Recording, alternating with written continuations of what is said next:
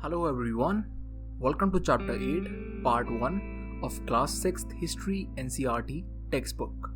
इस चैप्टर में हम देखेंगे विलेजेस और टाउन्स के बारे में जो 500 BC के आसपास हमें देखने को मिलते हैं या फिर उससे थोड़ी सी बाद में डेवलप होते हैं। स्टार्ट करते हैं आयरन टूल्स और एग्रीकल्चर से।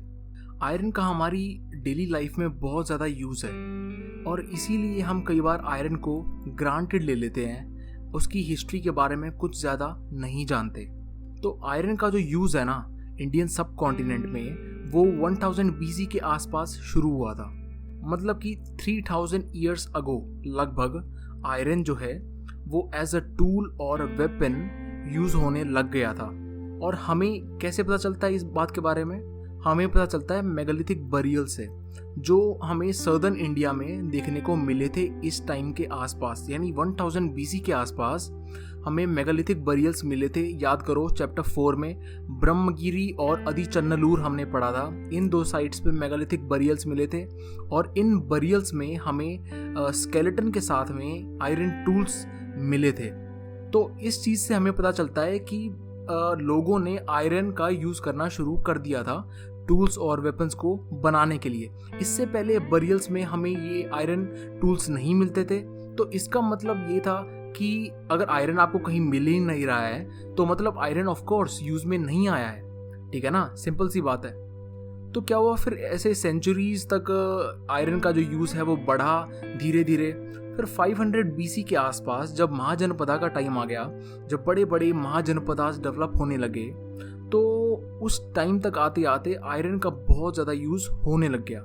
ठीक है, और इसका जो एविडेंस है वो भी हमें देखने को मिलता है कि जो सिटीज़ जब डेवलप हो रही थी उस टाइम पर, हमने पढ़ा था चैप्टर 5 में कि जैसे महाजनपदास आए तो लाइफस्टाइल भी चेंज होने लग गया, विलेज लाइफस्टाइल चेंज हुआ, नई नई सिटीज़ डेवलप होने लगी। अब अगर देखो सिटी डेवलप होएगी, कोई नई सिटी बनेगी तो उसको बनाने के लिए आसपास का एरिया तो क्लियर करना पड़ेगा ना आपको। ठीक है, तो मतलब जो पेड़ पौधे या फिर आसपास में जंगल होगा उसको साफ़ करना पड़ेगा। ठीक है, ज़मीन को क्लियर करना पड़ेगा। तो उसके लिए जो है आयरन का काफ़ी यूज़ हुआ। फिर आयरन का एक और यूज़ हुआ आयरन प्लाव में। ठीक है, तो आयरन प्लाव जो है, अगर आपको याद हो, हड़प्पन सिविलाइजेशन में आज हमने पढ़ा था कि हमें वुडन प्लाव मिला था। लेकिन अब इस टाइम तक आते आते 500 BC तक हमें आयरन प्लाव की जो शुरुआत है वो हो चुकी है। आयरन प्लाव हमें देखने को मिलता है। तो मतलब कि जो खेती है, जो किसान क्रॉप उगाता है, खेती बाड़ी करता है, वो आयरन प्लाव यूज़ करने लग गया था। ठीक है ना। और अब अगर आयरन प्लाव जब आप यूज़ करते हो तो of course it is better than wooden plough. ठीक है, क्योंकि वो जो सॉइल को अच्छे से टिल कर पाता है, अच्छे से अपटर्न कर पाता है। ठीक है, अब अपटर्न अगर अच्छे से करेगा तो न्यूट्रिएंट्स जो हैं सॉइल में वो अच्छे से मिक्स होंगे।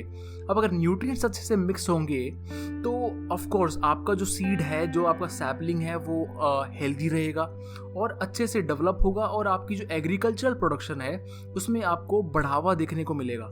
ठीक है, तो बेसिकली यही कंसेप्ट था कि आयरन प्लाव जो है वो उसने काफ़ी ज़्यादा मदद की एग्रीकल्चरल प्रोडक्शन को बढ़ाने के लिए। आयरन प्लाव की मदद से हमें बहुत ज़्यादा गेन मिला एग्रीकल्चरल प्रोडक्शन में, क्रॉप प्रोडक्शन में। ठीक है, तो ये भी एक आयरन का यूज़ था, काफ़ी बेनिफिशियल यूज़ था ये। लेकिन एक और फैक्टर था जिसने बहुत ज़्यादा मदद करी एग्रीकल्चरल प्रोडक्शन को बढ़ाने के लिए, और वो है इरिगेशन। ठीक है, अब क्या हुआ कि जो उस टाइम पर एम्परर होते थे, जो राजा होते थे, उन्होंने क्या किया कि काफ़ी सारे कैनाल बनाए, वेल, टैंक्स और आर्टिफिशियल लेक्स बनाई। और इन आर्टिफिशियल स्ट्रक्चर्स को बनाने के बाद यहाँ पर पानी स्टोर किया जाता था। अब यहाँ पानी स्टोर करने के बाद में इस पानी को जो है आपका जो फील्ड है जहाँ पर क्रॉप को उगाया गया है वहाँ तक लेके जाया जाता था। ठीक है, तो उसकी मदद से क्या होता था कि जो किसान है उसको डिपेंडेंसी उसकी कम हो जाती थी, रेन पर डिपेंडेंसी उसकी नहीं रहती थी। और इन टर्न इससे क्या होगा कि जब डिपेंडेंसी आपकी रेन पे कम हो जाएगी तो ऑफ कोर्स आप मतलब आपका जो प्रोडक्शन है, एग्रीकल्चर प्रोडक्शन जो है वो बढ़ेगा। ठीक है ना, क्योंकि देखो जब रेन नहीं होता, जब इरिगेशन नहीं था तो रेन पे डिपेंडेंसी रहती थी। अगर बारिश आएगी तो प्रोडक्शन होगी, नहीं आएगी तो नहीं होगी। अब इरिगेशन है आपके पास में, ठीक है, तो मतलब रेन आए या ना आए, ठीक है, उससे आपको फ़र्क नहीं पड़ेगा, आपकी प्रोडक्शन जो है वो होगी ही होगी। ठीक है ना, तो मतलब इससे भी बहुत ज़्यादा फ़ायदा हुआ। ठीक है ना, इरिगेशन से। फुल एंड फाइनल बता देता हूँ कि 3 चीज़ें हैं, ठीक है ना, ट्रांसप्लांटेशन, दूसरी है इरिगेशन और तीसरी जो है वो है आयरन प्लाउ। इन 3 चीज़ों की मदद से क्रॉप प्रोडक्शन में गेन देखने को मिला था, बहुत ज़्यादा एग्रीकल्चरल प्रोडक्शन जो है उसमें इंक्रीमेंट हुआ था। कब हुआ था? 500 BC के आसपास। अब चलो आगे चलते हैं। ये जो है यहाँ पर काफ़ी सारे बॉक्सेस दे रखे हैं, इसमें बॉक्सेस में हमें ये ऊपर जो ऑप्शन है उन्हें फिल करना है। तो मैं बता देता हूँ, एज अ फ्लो चार्ट बताता हूँ कि कैसे जो है इसमें हम देखेंगे इन ऑप्शंस को। तो सबसे पहले क्या होता है कि किंग जो है उसको अपनी जो इस टाइम के पास जब ये जो पीरियड था महाजनपदा का, ठीक है, या फिर 300 BC के आसपास समझ लो, ठीक है, जब मौर्यन पीरियड आया, तो उस टाइम पर क्या है कि किंग को अपनी जो उसका राज्य है, जो उसका जो एम्पायर है, उसको प्रोटेक्ट करने के लिए आर्मी की ज़रूरत होती होगी, ठीक है ना। उसको बड़े बड़े फोर्ट बनाने हैं, ठीक है, उसको बड़ी आर्मी चाहिए, उसके लिए बड़े बड़े पैलेसेस बनाने हैं, उसको अपने लिए आलीशान घर में रहना है, तो उसके लिए उसे पैसा चाहिए, ठीक है ना। बेसिकली हर आपका जो आखिरी at the end of the day everything comes to money, ठीक है ना। अगर आपके पास पैसा है तो then you can do anything. तो मतलब आर्मी के लिए पैसा चाहिए क्योंकि सैलरी देनी है सोल्जर्स को, फोर्ट बनाने हैं बड़े बड़े ताकि अटैक ना हो जाए, प्रोटेक्ट करना है सिटी को, पैलेसेस बनाने हैं, तो उसके लिए आपको पैसा चाहिए। पैसा कहाँ से आएगा? वो आएगा टैक्सेस से, ठीक है ना। टैक्सेस कौन देगा? फार्मर देंगे। अब फार्मर टैक्सेस कैसे देंगे भाई? अगर फार्मर टैक्सेस तभी दे पाएंगे ना जब उनकी जो प्रोडक्शन है वो ज़्यादा होगी, ठीक है ना। तो इसका मतलब ये कि तीसरे ब्लॉक में आएगा farmer have to increase production to pay taxes, ठीक है ना। ये तीसरा ब्लॉक है हमारा। अब चौथे ब्लॉक में this is possible with irrigation of course, कि अगर इरिगेशन होगा, ठीक है, तभी आपकी प्रोडक्शन हो पाएगी ज़्यादा, क्योंकि देखो रेन पे आप डिपेंडेंट नहीं हो पाते हो। रेन कभी नहीं हुई तो, ठीक है, कभी हो गई तो, ठीक है ना, मतलब हो कभी हो या ना हो उसका कोई सर्टेनिटी नहीं है, ठीक है। तो मतलब कि आपकी क्रॉप प्रोडक्शन की भी कोई सर्टेनिटी नहीं है कि आपकी क्रॉप होगी या नहीं होगी। तो ये इरिगेशन से ही हेल्प आपको मदद मिल पाती कि आपकी क्रॉप प्रोडक्शन जो है वो सर्टेन हो पाए। तो इरिगेशन अब ये हमारे 4th ब्लॉक में आ गया, ठीक है। अब 5th ब्लॉक में आता है हमारा क्या कि मतलब अगर इरिगेशन है तो उसके लिए आपको स्ट्रक्चर चाहिए। अब स्ट्रक्चर कौन बनाएगा? किंग प्रोवाइड्स मनी, ठीक है ना, पैसा चाहिए आपको, ठीक है ना। मतलब स्ट्रक्चर बनाने के लिए, इरिगेशन के लिए आप कैनाल तो बनाओगे ना, कैनाल बनाओगे, आर्टिफिशियल लेक बनाओगे, वेल एंड टैंक बनाओगे जिनमें आप पानी स्टोर कर सको। तो इन स्ट्रक्चर्स को बनाने के लिए आपको पैसा चाहिए, ठीक है ना, एक प्लानिंग चाहिए। तो ये पैसा कौन देगा? ये प्लान कौन बनाएगा? ये भाई देगा किंग आपको, ठीक है ना। तो 5th ब्लॉक में आता है हमारा ये king provides money and plan irrigation works. अब छठे में भाई ठीक है, प्लानिंग मिल गई हमें, प्लान मिल गया, पैसा मिल गया, अब इसको बनाना है, ठीक है। तो ऑन द ग्राउंड कौन बनाएगा इसको? ऑन द ग्राउंड भाई लेबर चाहिए। लेबर के लिए कौन करेगा? लेबर भाई लोग करेंगे। तो इसमें आएगा 6th ब्लॉक में आएगा आपका labour is provided by the people, ठीक है ना। फिर आता है 7वां। अब अगर लेबर भी मिल गया तो ऑफ कोर्स अब बन जाएगा, ठीक है, अब स्ट्रक्चर बन जाएगा तो मतलब इरिगेशन मिल जाएगी आपको, ठीक है, पानी आप उसको प्रोवाइड कर पाओगे अपनी फील्ड को इरिगेशन के थ्रू।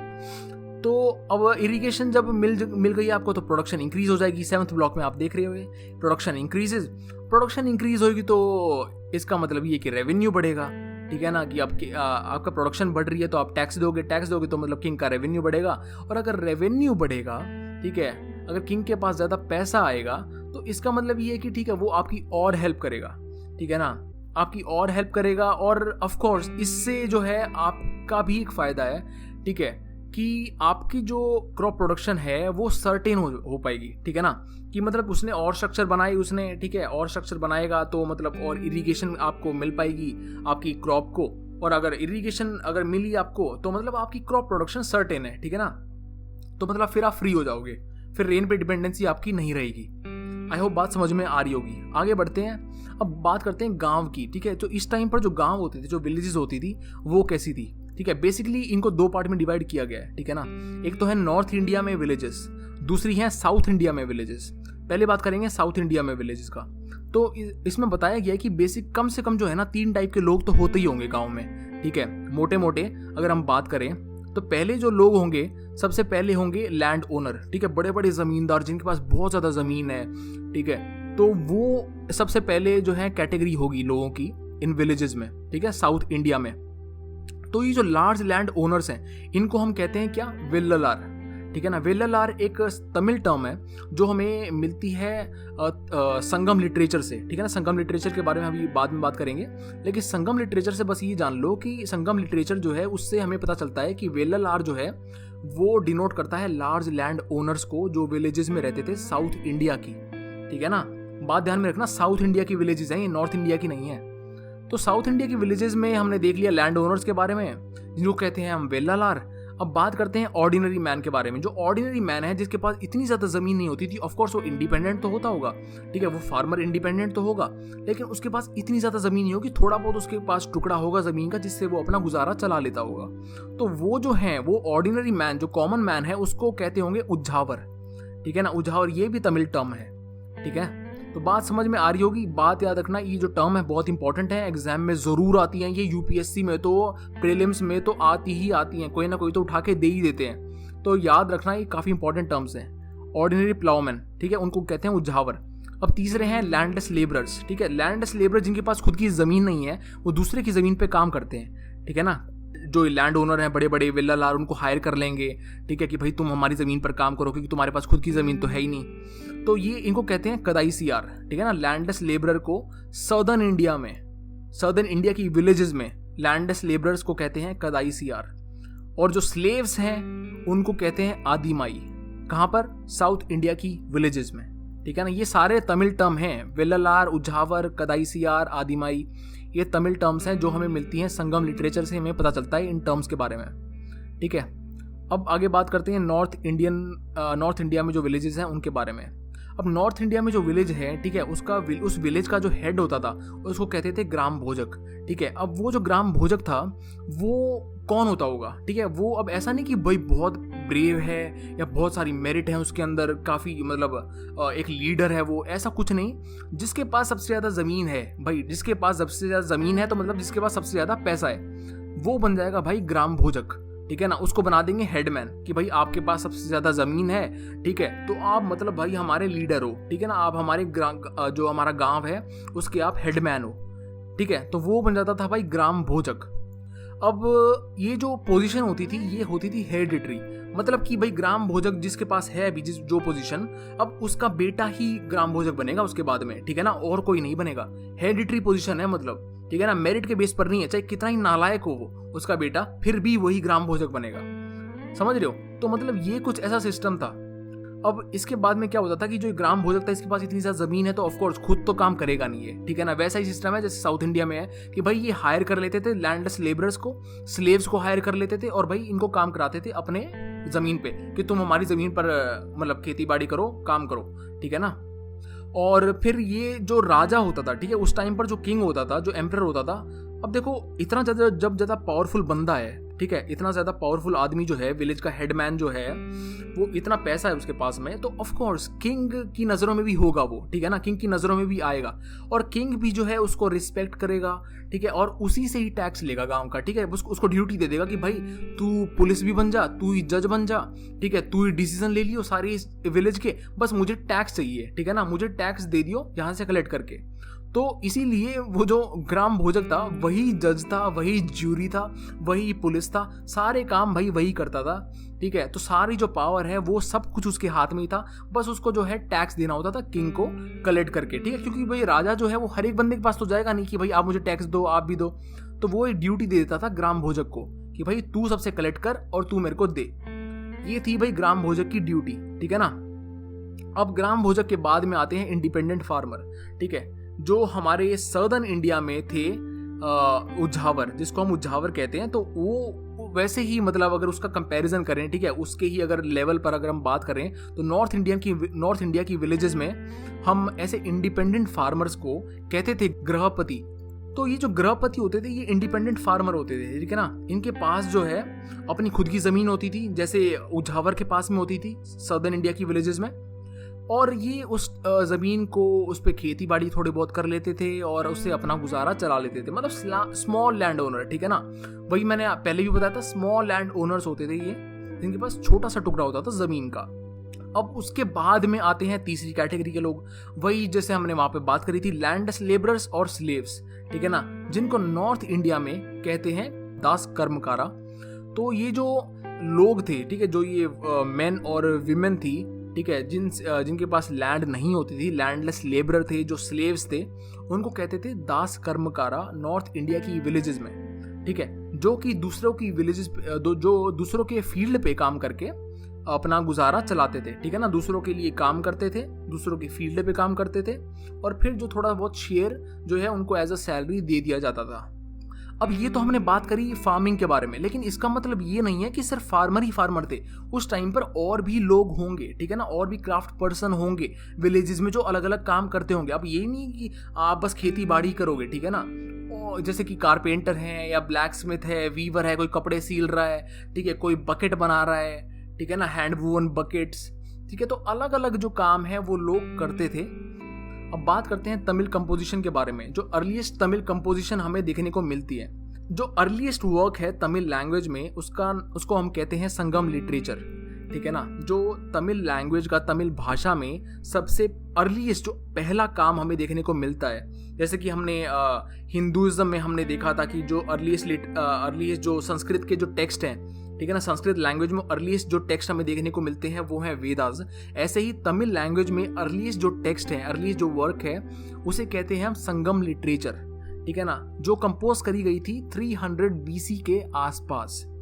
तो मतलब संगम लिटरेचर बेसिकली है क्या, इसे संगम क्यों कहते हैं, इसके बारे में बताता हूँ। संगम बेसिकली क्या है कि एक असेंबली को बोलते हैं, ठीक है ना, एक असेंबली को बोलते हैं, एक मीटिंग को बोलते हैं जो लोग करते थे।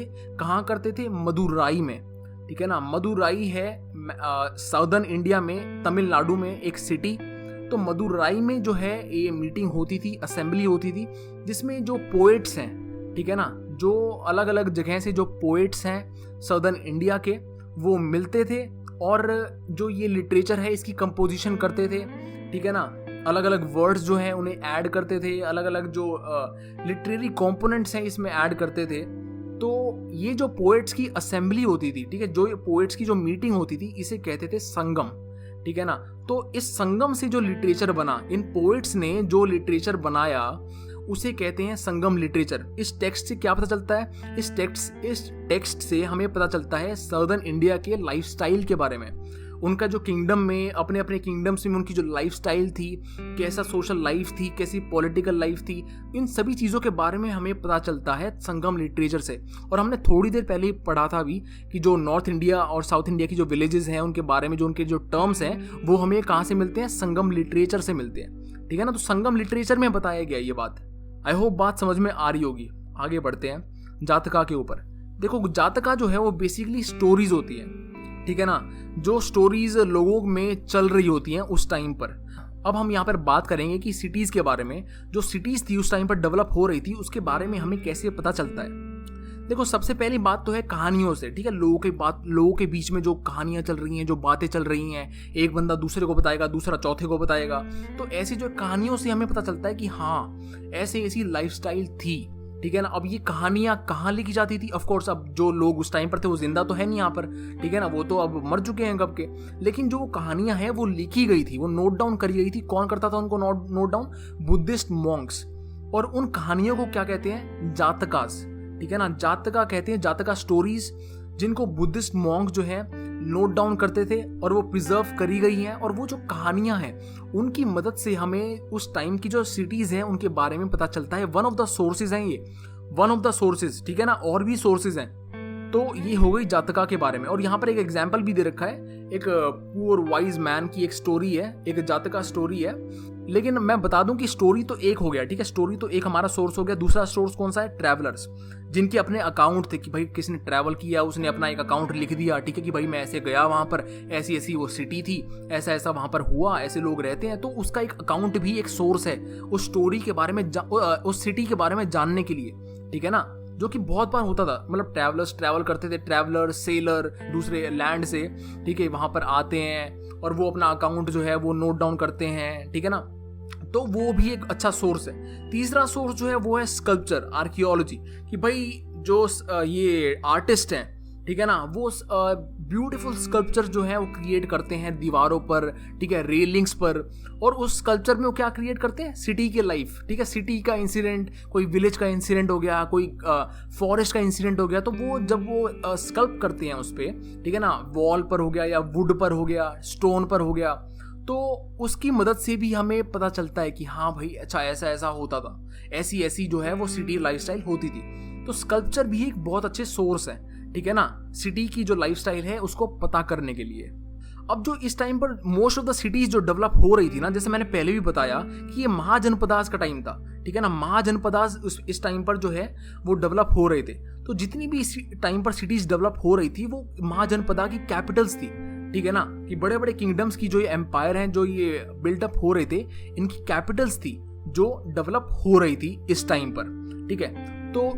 तो हमें देखने को ये भी मिलता है कि इनके आसपास जो है फोर्टिफिकेशन काफ़ी स्ट्रॉन्ग बना देते थे एम्परर्स, ताकि इन्हें प्रोटेक्ट कर सके, जिनके बारे में हमने पिछले चैप्टर्स में भी पढ़ा था। अब इस इमेज में आप देख सकते हो कि रिंग काइंड ऑफ स्ट्रक्चर बना रखा है, ठीक है ना, कि एक रिंग के ऊपर दूसरी रिंग, उसके ऊपर तीसरी रिंग। तो ये बेसिकली क्या है, इन्हें हम कहते हैं रिंग वेल। रिंग वेल क्या होता है, बेसिकली ये एक स्ट्रक्चर होता है जिन्हें पुराने ज़माने में जो एंशिएंट टाइम्स में लोग यूज़ करते थे एज अ टॉयलेट और एज अ ड्रेनेज सिस्टम या फिर एज अ गार्बेज डंप, इन्हें यूज़ करा जाता था उस टाइम पर, ठीक है ना। अब ये कैसे डिफरेंट है हड़प्पन टाइम से, आप याद करो कि हड़प्पन सिविलाइजेशन में हमें ड्रेनेज मिलती थी लेकिन वो स्ट्रेट लाइन में होती थी, ठीक है ना, अंडरग्राउंड होती थी, स्ट्रेट लाइन में होती थी, और उसको कवर किया जाता था।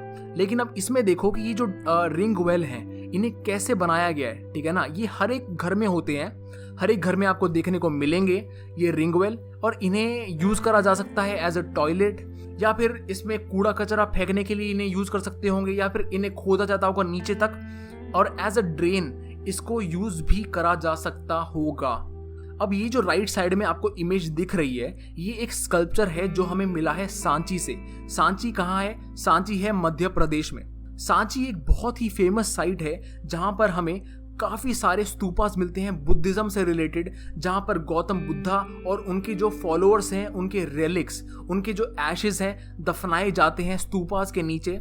तो वो स्तूपास के लिए फेमस है सांची, ठीक है ना। इस जगह पर हमें ये स्कल्पचर देखने को मिला है। देखो ऐसे ही स्कल्पचर जब आर्टिस्ट जो है वो बनाते होंगे तो इससे हमें पता चल जाता होगा ना कि कैसे जो है लोग रहते हैं, क्या वो करते हैं, ठीक है, उनका हाव भाव सारा कुछ देखने से हमें पता चल जाता है। तो ये भी एक इम्पॉर्टेंट सोर्स है, ठीक है ना, सिटीज़ के बारे में, एंशिएंट लाइफ के बारे में जानने का।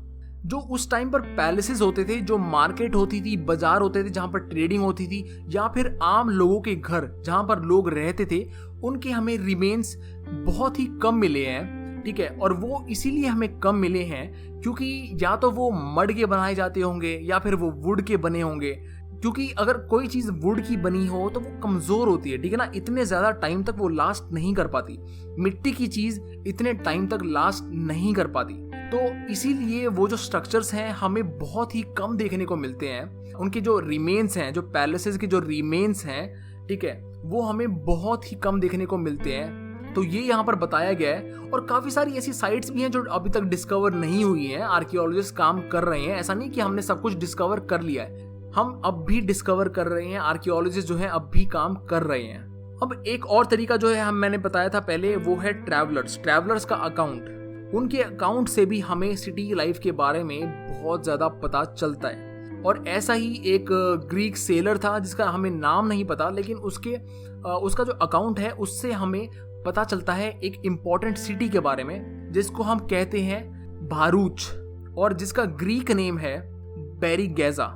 तो इसमें उसने डिस्क्राइब किया है कि जो ये भारूच सिटी है एक नैरो गल्फ में लाई करती है। इसका जो गल्फ है वो बहुत पतला है, और अगर आप मैप में भी देखोगे तो आपको इतना नैरो रीजन मिलेगा कि यहाँ पर जो शिप्स हैं वो आराम से इजीली सेल नहीं कर सकती। तो इसके लिए जो क्या करता इसके लिए क्या होता था कि जो किंग है वो स्किलफुल फिशरमैन, उसके जो एक्सपर्ट फिशरमैन है उनको अपॉइंट करता था, और वो जो है बाहर की जो शिप्स आती थी वहाँ पर भारूच में, बेरीगेजा में जो शिप्स आती थी बाहर से ट्रेड करने के लिए, तो उनको सही रास्ते पर उनको सेफली अंदर तक लेके आते थे। क्योंकि देखो इतना पतला गल्फ है जहाँ पर शिप को सेफली सेल करना पॉसिबल नहीं होगा, ठीक है ना, विदाउट एनी हेल्प पॉसिबल नहीं होता होगा। तो यहाँ पर उसने अकाउंट में, इस ग्रीक सेलर ने लिखा है कि जो ये सिटी है ये काफ़ी नैरो गल्फ में लाई करती है और बहुत डिफिकल्ट होता है इसमें। यहाँ पर अगर आप सी से आते हो तो जो राजा है उसने अपने लोकल फिशरमैन को, जो एक्सपीरियंस उसके फिशरमैन है उनको एम्प्लॉय कर रखा है कि वो हेल्प कर सके बाहर से जो आती है उनको शिप, उनको स्टीयर करने में, उनको यहाँ तक लाने में। अब जो इंपोर्ट होती थी उसके बारे में यहाँ पर बता रखा है कि काफ़ी सारे मटेरियल थे जिनके बारे में जो यहाँ पर इंपोर्ट होते थे बहरी गाजा में, और यहाँ से कुछ चीज़ें जो एक्सपोर्ट होती थी उनके बारे में भी बता रखा है। तो ऐसे ही हमें पता चलता है ट्रैवलर्स और सेलर्स के अकाउंट से कि जो सिटी का लाइफ है वो कैसा होता होगा, लोग कैसे वहाँ पर रहते होंगे, कैसा कल्चर होगा, कैसी सोशल लाइफ होगी, पॉलिटिकल लाइफ होगी वहाँ पर, एक्सेट्रा एक्सेट्रा। तो आई होप इतना बहुत है इस वीडियो के लिए। अगर आगे पढ़ेंगे तो वीडियो ज़्यादा लंबा हो जाएगा। जो बचा हुआ पार्ट है इस चैप्टर का वो अगले वीडियो में कवर करेंगे। तब तक के लिए study well, take care, bye bye, जय हिंद।